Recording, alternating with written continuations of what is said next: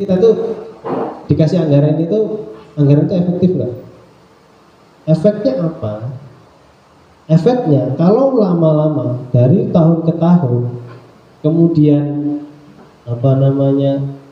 pemerintah pusat itu melihat, karena dana bos dari pusat ya, itu melihat kok nggak ada efeknya ini, kok nggak ada pengaruhnya ini, dikasih dana sama nggak dikasih dana nggak pengaruh, kualitas peserta didiknya gitu-gitu aja, misalnya seperti itu ya, tidak menambah keterampilan, tidak menambah nilai ujian misalnya atau ini.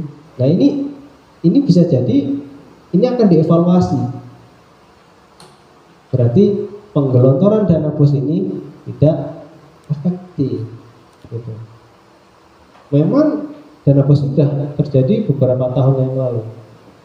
Tapi yakinlah kalau ini dinilai tidak efektif, maka pemerintah pusat tidak menutup kemungkinan untuk menghentikan dana bos ini atau minimal merubah namanya. Biasanya kan gitu.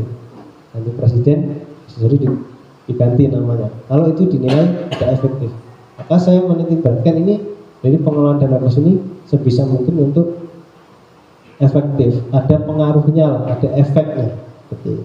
Kemudian yang kedua, prinsipnya adalah efisien.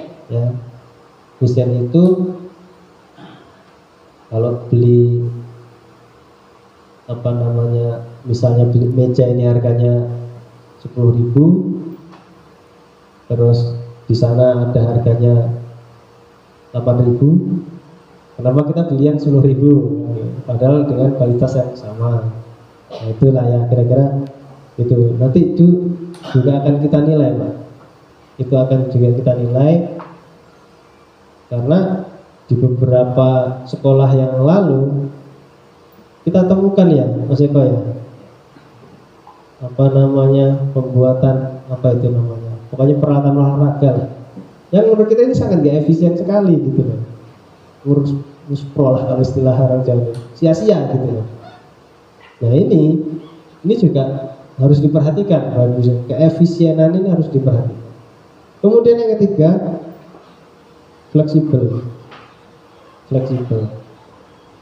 Jadi walaupun ya bagi semuanya peruntukan dana bos ini sudah ada ini, tapi kita sifatnya tetap fleksibel ya.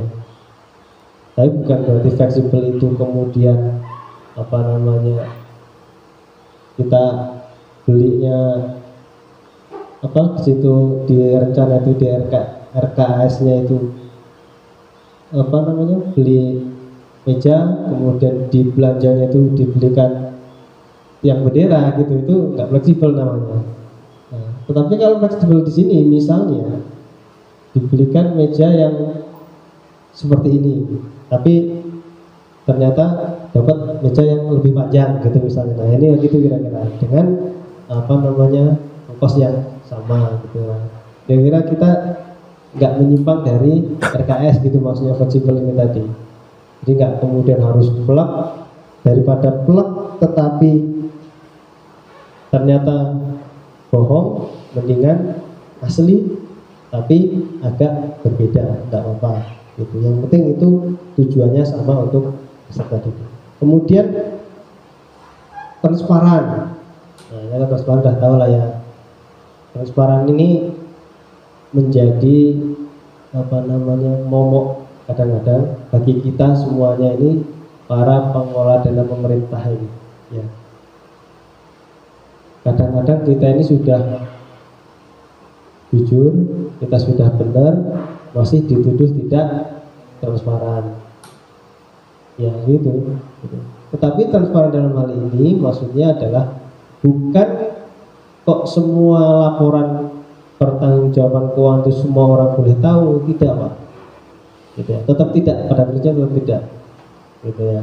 Walaupun sudah diperiksa apapun tetap, jadi yang boleh periksa adalah memang instansi yang berwenang seperti itu ya. Jadi pada prinsipnya itu yang transparan di sini maksudnya bukan berarti kok diumbar terus kemudian kita terpancing, oh iya transparan boleh dilihat semua orang, nggak gitu juga gitu. Tetapi ya misalnya untuk wali murid. Nah itu boleh tahu, Pak, tahun kemarin kan kita mengusulkan meja kursi 100 buah misalnya seperti itu. Mana barangnya? Nah, itu boleh, wali murid boleh tanya seperti itu. Nah ini salah satu untuk barang. Kemudian yang terakhir, akuntabel. Nah, akuntabel ini dapat dipertanggungjawabkan. Nah ini yang kami titik beratkan di akuntabelnya, gitu Pak ya. Jadi makanya dilihat SPC-nya. Nah ini kebetulan SMP Negeri Bandar Sribawa ini SPC-nya sedang diperiksa juga oleh BPK. Tidak apa-apa, itu biasa seperti itu.